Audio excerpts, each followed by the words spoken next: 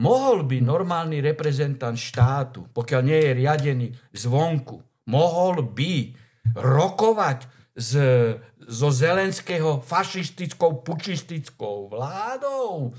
Mohol by? No nemohol by. Zoberte si Orbán. Rokuje s nimi. Ktorá vláda tu v Európe vedie spoločné rokovanie s fašistom a banderovcom Zelenským? Ktorá? Veď tým pádom ich legitimizujú.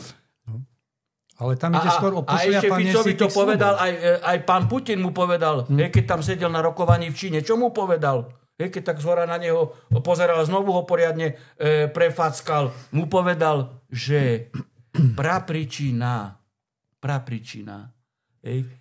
konfliktu na Ukrajine a udalosti na Ukrajine je pučistický, teroristický, teda neústavný prevrat.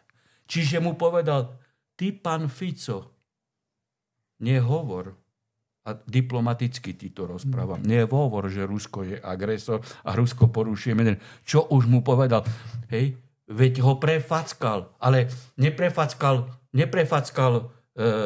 Fica, ale prefackal Slovenskú republiku, žiaľ, lebo on momentálne je v riadiacich štruktúrach. Ale tým pádom je tu prezentované, že štát neexistuje. Lebo tieto marionetky sú riadené zvonku a ešte sa k tomu aj priznávajú.